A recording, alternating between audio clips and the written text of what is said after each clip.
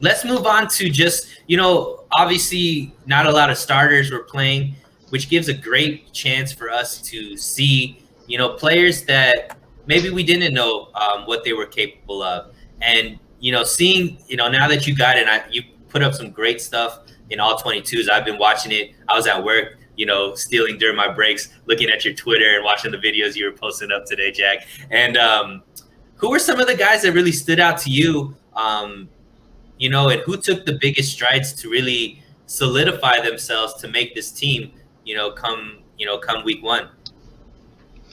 Going back to kind of you're joking about the, ultra early prediction kind of thing. I think, this guy was, I think, expected to make the team, but I think he might be taking steps to find a role as a starter on the defense, and that's Talanoa Hufanga. I think there might be a time this season where he really pushes, and he might be pushing even before the start of week one, Tavon Wilson for the starting strong safety position, because Hufanga is a guy who seems to have that ability to do both roles.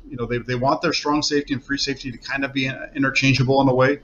And Hufanga is a guy who could really plays really good up in the box. He can be like a linebacker up there, but at the same time, you put him back in that deep third, and he's very good back there because when he has everything in front of him, he sees the ball, he sees and attacks things really well.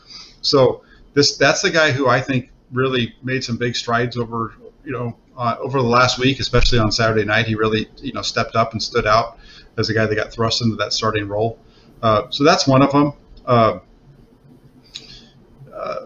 Before you move on, let's talk a little bit more in depth about Hufanga, because I don't know if it was his hair, and we were having some like Troy Polamalu flashbacks or whatnot, but it seemed like he was in every single play. I don't know what it was. Like maybe it was, like I said, maybe it's his hair, so he's like hard to miss. But he flies all over the field, and I know you were there in the press box. Can you talk about, on camera, it just exuded that this dude is giving like 100% effort during every play. Is that what you were seeing as well?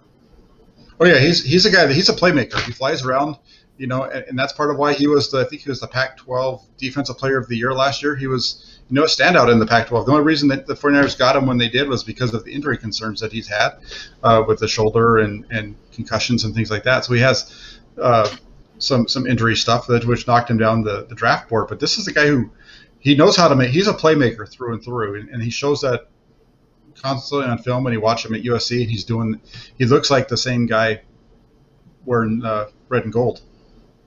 Beautiful. Did anybody else really stand out to you, or kind of turned your head?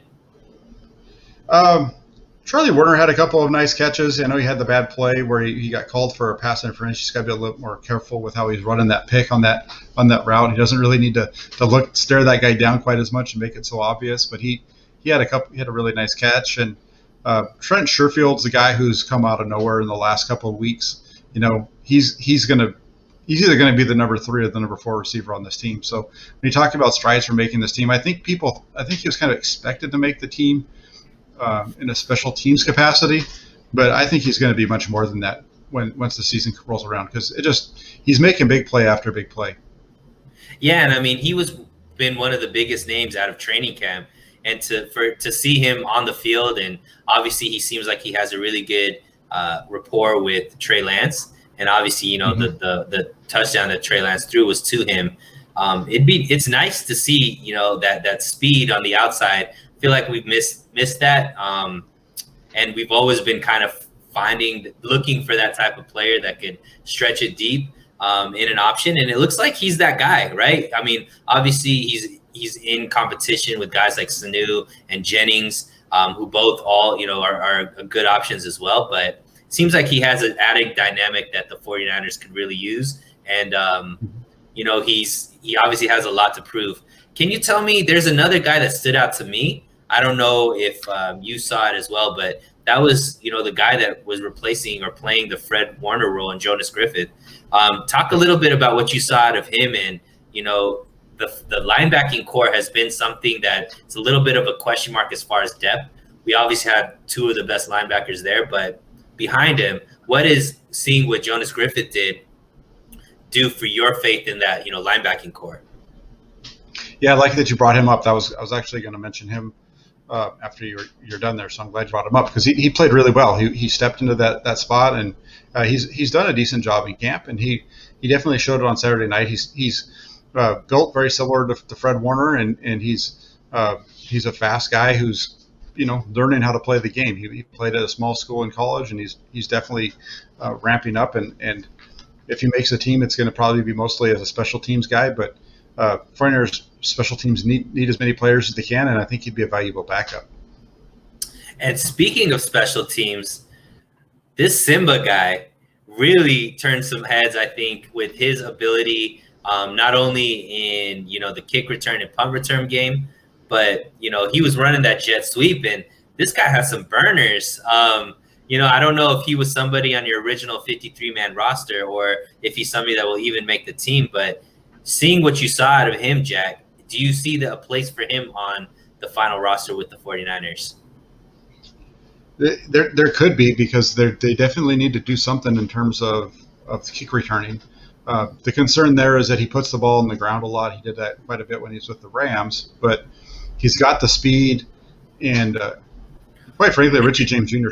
doesn't belong on this team. He can't catch the ball from Trey Lance, and he had 2 kickoff returns on Saturday night, and I think he averaged under 20 yards on those 2 kickoff returns. So for a guy whose primary job is to make the team on special teams as a kick returner, I don't know if James is that guy. I don't know who else would be returning kicks for him unless they try to do one of the running backs.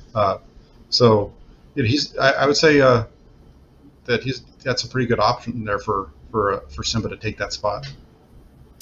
Beautiful. Anybody else, or should we move on? No, I think you hit on those were the main ones for me. It was hard because there were so many of the normal starters out. They were playing the whole game and moving in and out. But as far as guys who are going to make the roster that you didn't expect, I think those are pretty much it.